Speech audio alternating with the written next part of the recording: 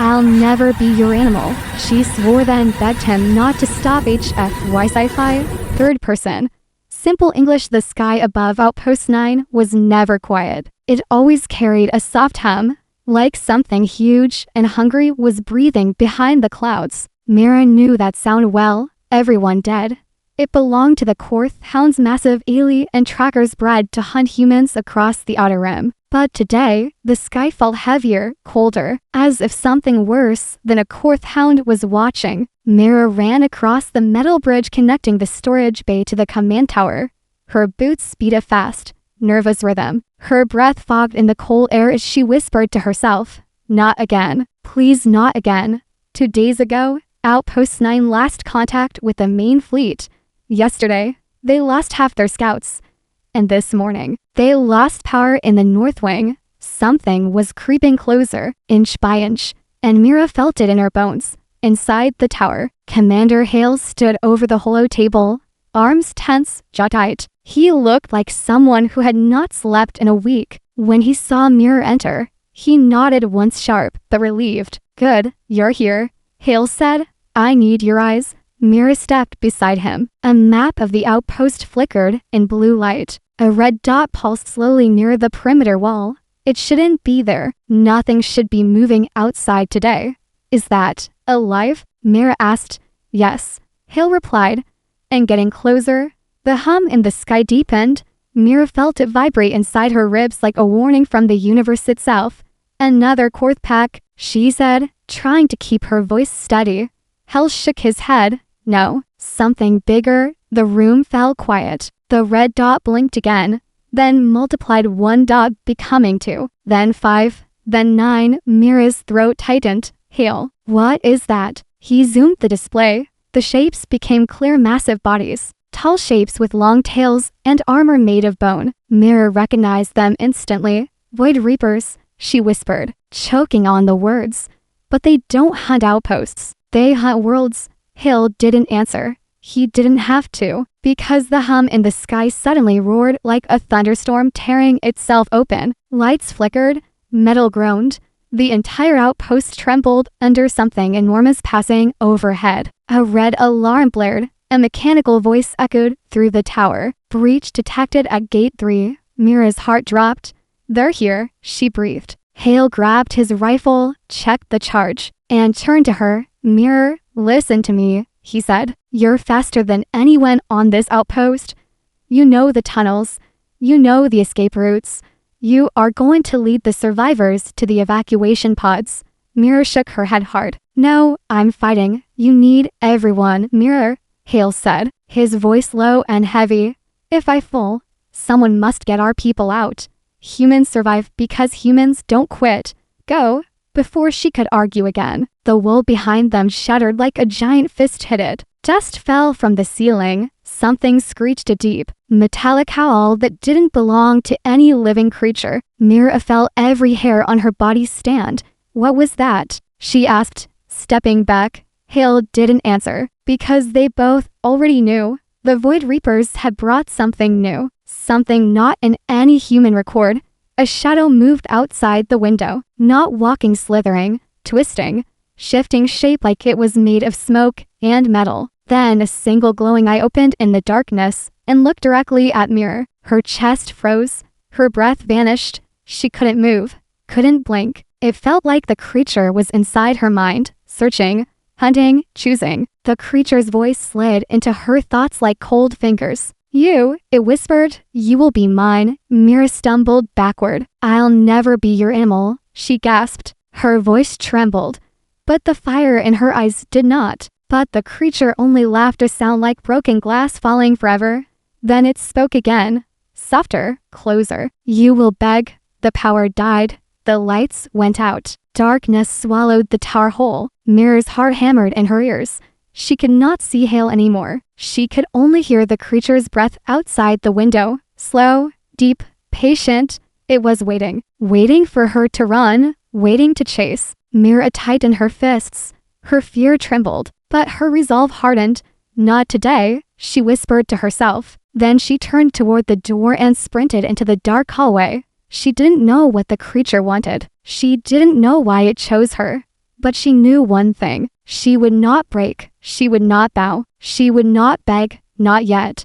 The creature that chose her HFY Sci-Fi, simple English, unique tone the whole way was colder than before, too cold, as if something was pulling the heat out of the air. Mira ran with quick steps.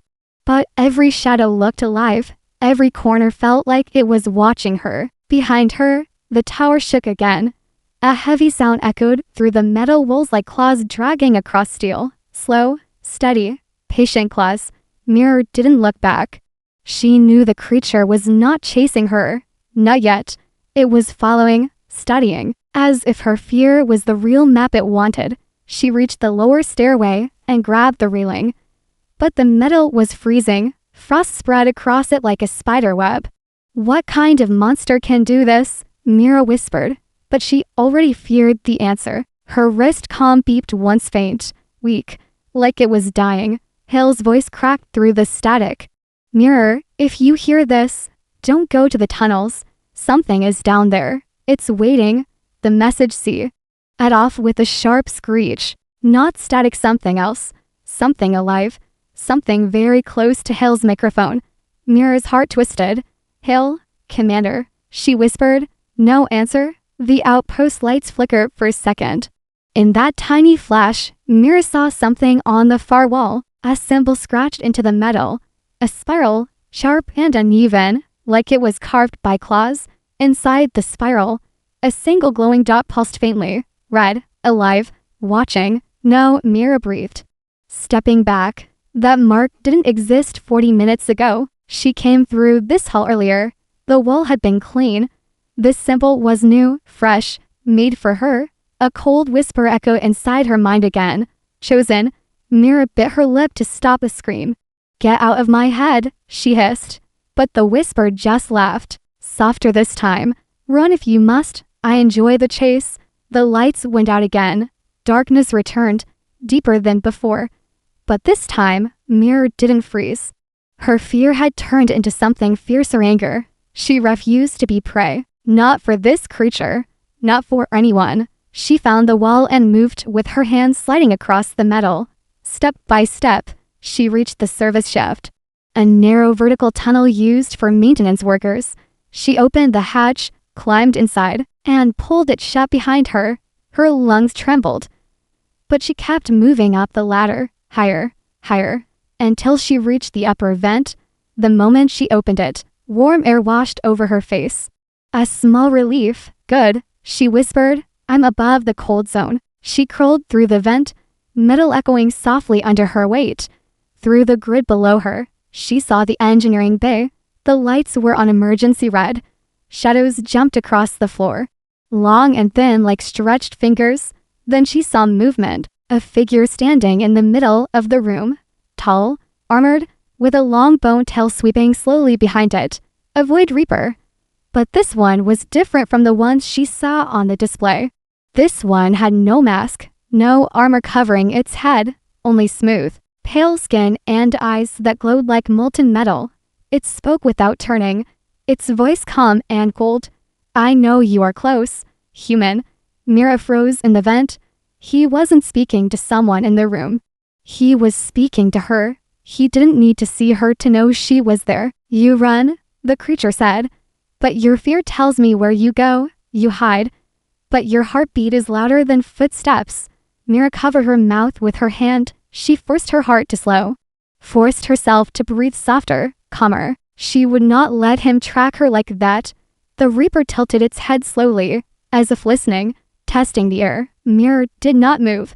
Not a single muscle. Finally, the creature turned away and walked toward the south corridor. Its steps were silent. Too silent for something so large. Mira waited. 10 seconds, 20. Then she curled forward again, her body shaking. But her mind locked onto one thought. Find survivors. Find a weapon. Find Hale. As she reached the end of the vent, she pushed the grid open, but it fell with a loud clang. The noise echoed through the whole bay. Mira cursed under her breath. She dropped to the floor and landed in a crouch. Then the lights above her flickered and a shadow stretched across the wall. Not hers. Something behind her. Something tall.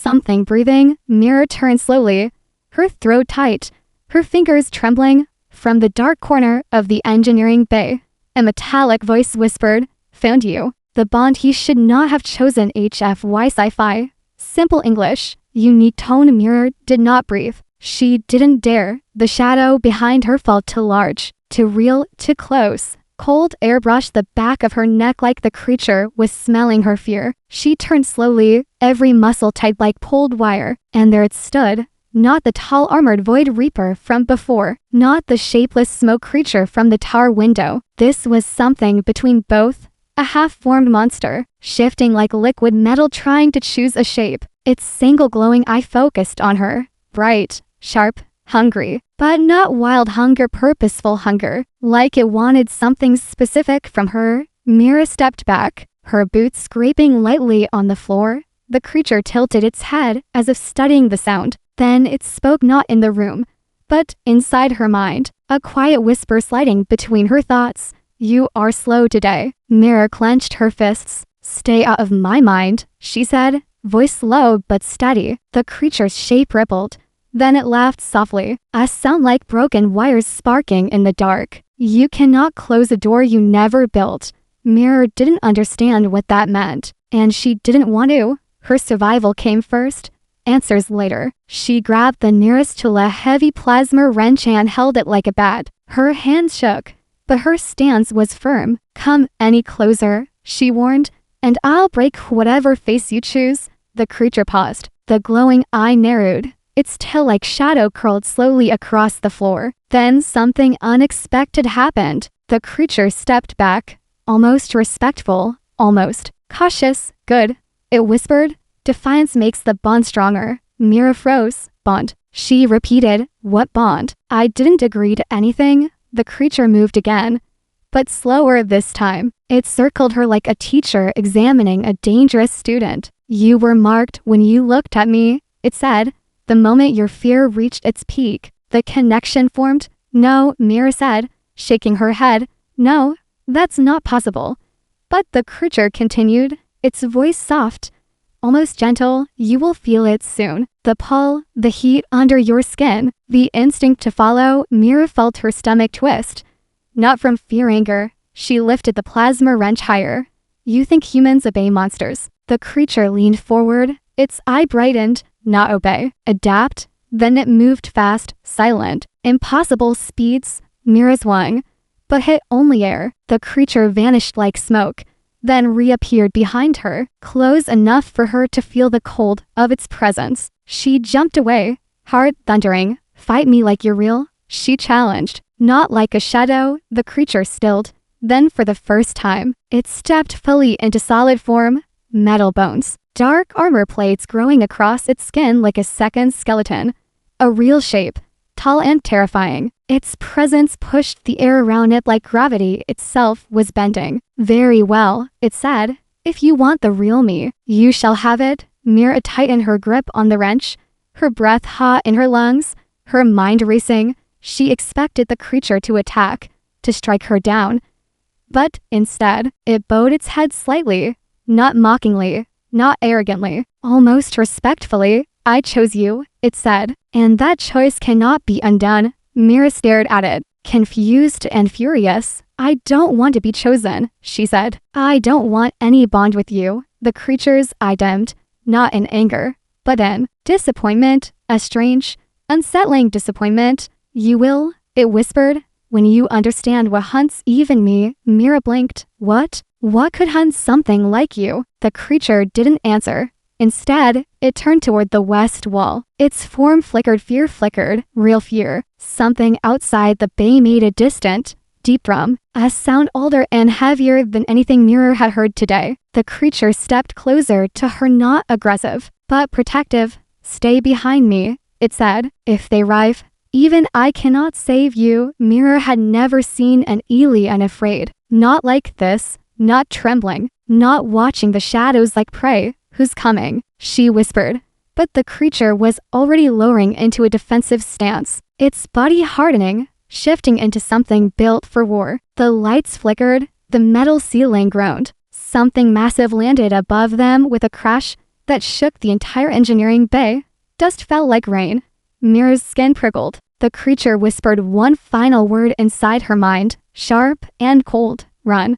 The thing even monsters fear. HFY Sci-Fi. Simple English. Unique tone. The ceiling above Mira shook again. Harder this time. Dust rained down in thick clouds, coating her hair and lashes.